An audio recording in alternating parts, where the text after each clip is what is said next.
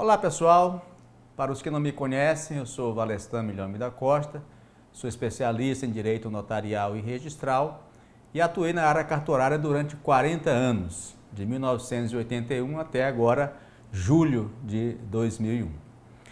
E nós vamos falar um pouquinho hoje sobre um tema novo, né?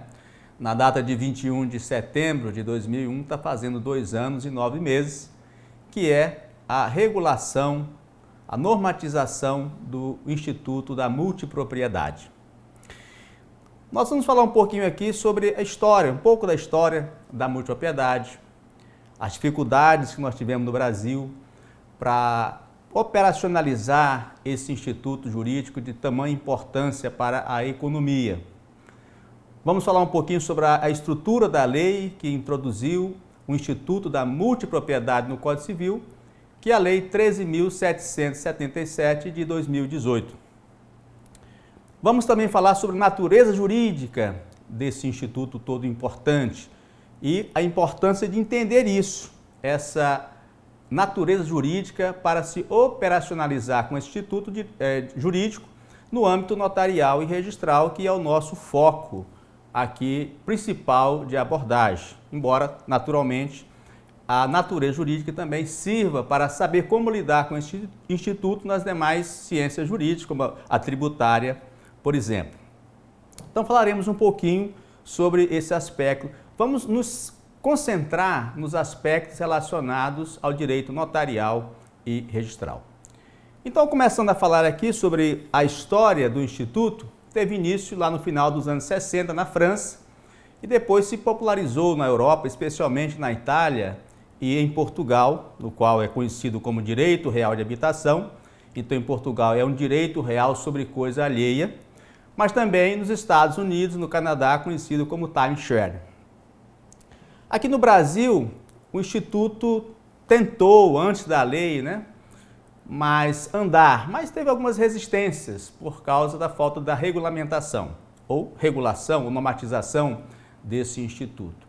Então, o que se fazia antes da lei 1377, antes dessa alteração no Código Civil? 2 modelos foram experimentados.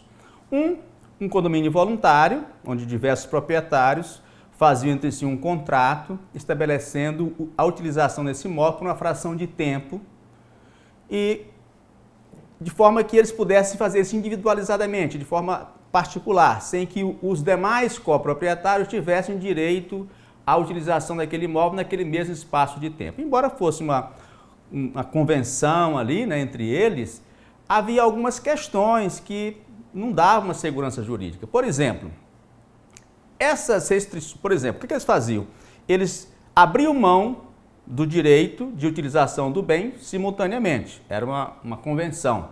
Uma outra questão, se alguém quisesse vender o seu direito, teria que dar a preferência para o outro coproprietário?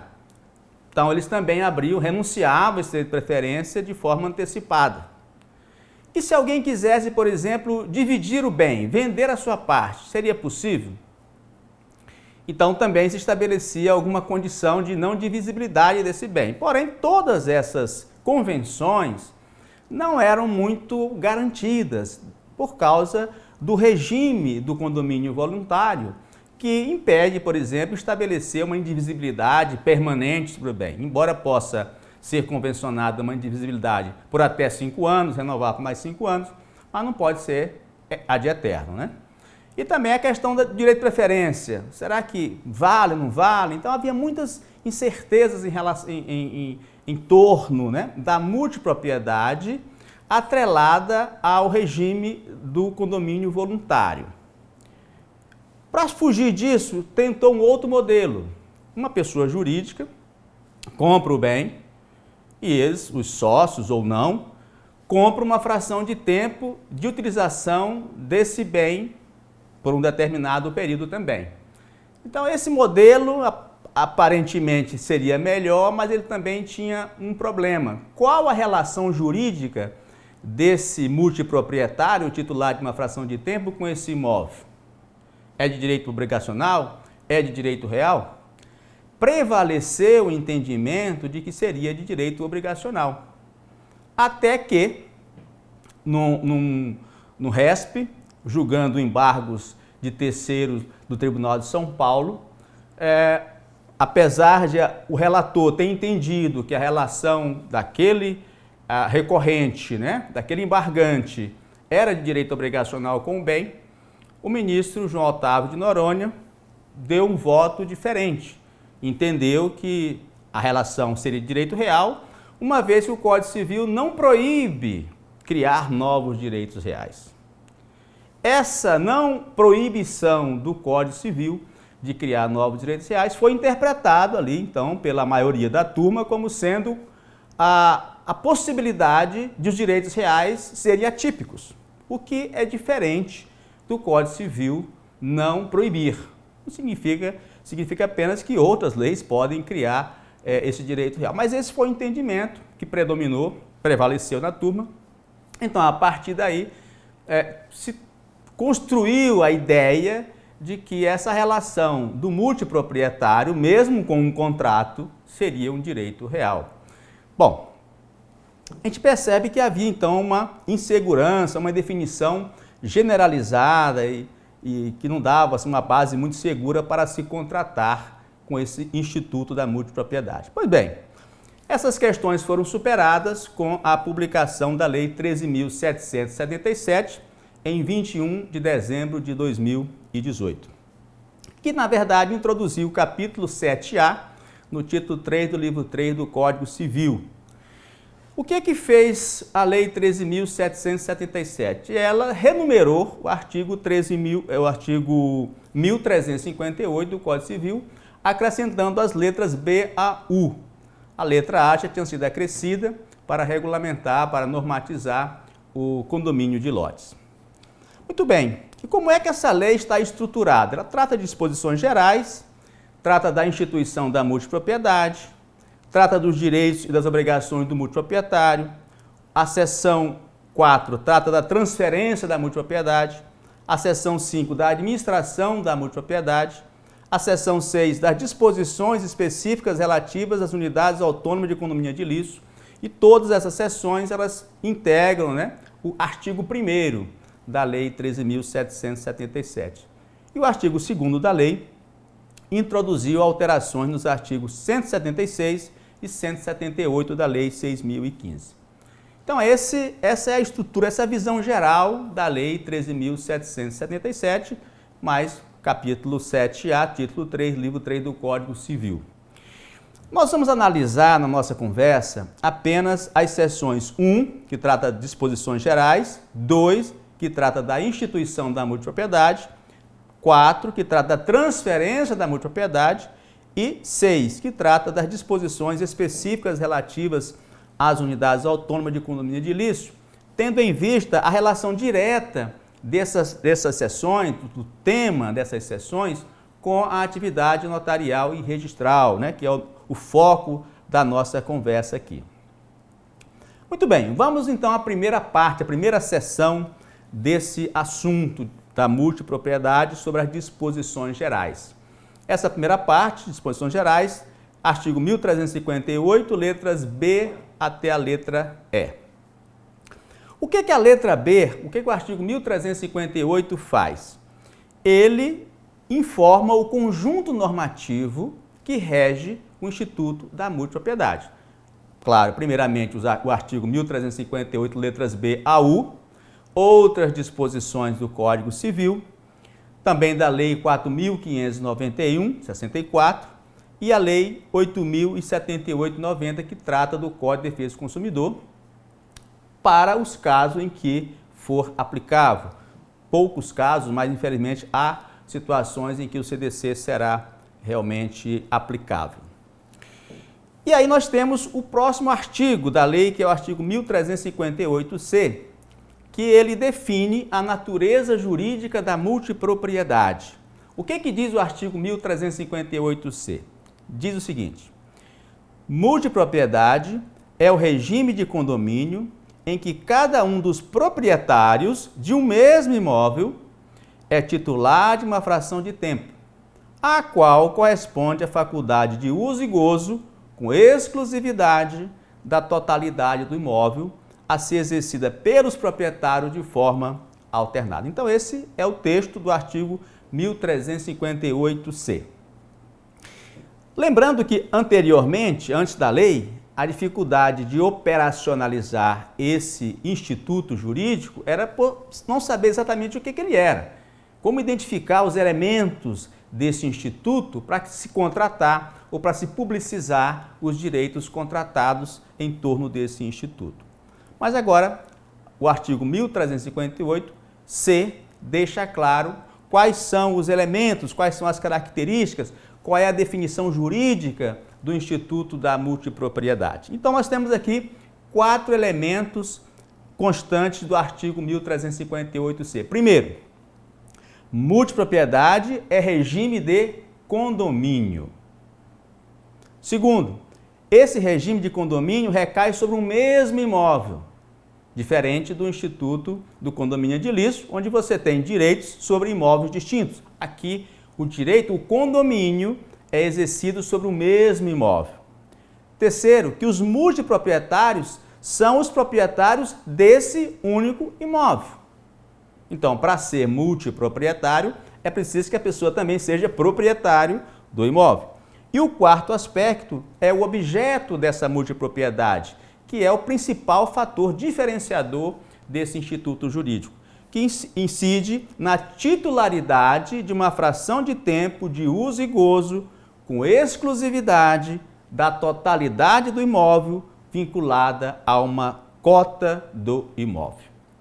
Então, aqui nós temos os elementos definidores e, com base nesses elementos definidores, é possível contratar, é possível publicizar, é possível especializar esse direito de multipropriedade. Primeira característica que nós percebemos, ou primeira definição, ou primeira conclusão, né, jurídica que nós chegamos a partir desses elementos do artigo 1358, é que a multipropriedade, ela é uma modificação de um direito real de coisa própria. Diferente lá do direito português, por ser um direito de habitação, direito real sobre coisa própria, aqui nós temos um direito real de coisa própria, né? Ou seja, há uma modificação do direito real de uma coisa que já é sua quando você institui o regime da multipropriedade. É interessante porque essa modificação, ela alcança os 3 âmbitos da modificação. Quais são os 3 âmbitos da modificação? O ampliativo, o restritivo e o substitutivo. Então, de que maneira essa modificação ela tem um âmbito ampliativo? Ora, já vimos que são proprietários que instituem esse regime de multipropriedade e, através dessa instituição, cada um deles fica titular de uma fração de tempo de uso exclusivo de todo o imóvel. Então, ele é ampliativo no sentido de que os anteriores proprietários em regime de condomínio voluntário, que cada um tinha o direito de usar, gozar, simultaneamente, indiscriminadamente, do bem claro proporcional à sua cota, agora mudou. Ele agora tem um direito de usar todo o imóvel, não mais uma cota do imóvel. Então, nesse sentido, ele é ampliativo. E em que sentido ele é restritivo? No sentido de que ele não tem esse direito de usar todo o imóvel durante todo o tempo, mas apenas durante o tempo em que a fração de tempo estabelecida na instituição da multipropriedade definir. E ele também é restritivo no sentido de que, enquanto ele estiver exercendo esse uso e gozo de todo o imóvel naquele período, os demais não podem acessar o imóvel. Então, ele é restritivo quanto ao tempo e também quanto ao direito de outros. E ele é modificativo, essa modificação também tem esse sentido substitutivo, melhor dizendo, porque ele substitui integralmente o regime anterior. Não é possível coexistir os 2 regimes de uso e gozo do imóvel, ou seja, do condomínio voluntário e da multipropriedade. Então, quando se institui a multipropriedade, a gente tem essa modificação nos seus 3 âmbitos, né? Na sua amplitude máxima. Podemos ainda mencionar, em relação às frações de tempo, que elas devem observar algumas regras, e essas regras estão lá no artigo 1358-E e caput nos parágrafos 1º e 2º. Quais são essas regras? Primeiro, o prazo mínimo que cada fração de tempo tem que ter, que é de 7 dias. Cada fração de tempo terá, no mínimo, 7 dias, seguidos ou intercalados. Uma segunda regra é que esses dias podem ser fixos e determinados, ou seja, a mesma coisa todo ano, de 1º a 7 de janeiro todo ano, né? De 7 a 15 de janeiro todo ano, ou pode ser também flutuante, muda a cada ano. Mas o prazo continua o mesmo, porém o período de gozo pode ser diferente.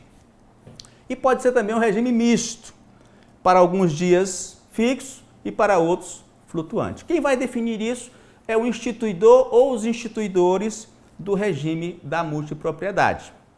Agora, notem, independentemente do regime, se vai ser fixo, se vai ser flutuante, se vai ser misto, cada multiproprietário tem direito a uma mesma quantidade de dias mínimo no ano para a utilização do imóvel. Então, vamos pensar em 3 dias. Então, não importa quando é que eu vou gozar, de acordo com o regime que foi estabelecido. Eu terei sempre 3 dias seguidos. Os demais multiproprietários também terão 3 dias seguidos. Os outros dias, a diferença entre 3 para 7 ou de 3 para mais dias, nesse exemplo que nós estamos dando aqui, pode ser conforme de outras maneiras, né? Independentemente, sem levar em consideração o que o outro está gozando. Mas esse período mínimo seguido tem que ser igual para todos os multiproprietários. Muito bem, então aqui nós tivemos essa primeira compreensão das disposições gerais da multipropriedade. Na nossa próxima aula, nós vamos conversar um pouquinho sobre a instituição da multipropriedade. Então, espero vocês lá e desde já agradeço a atenção.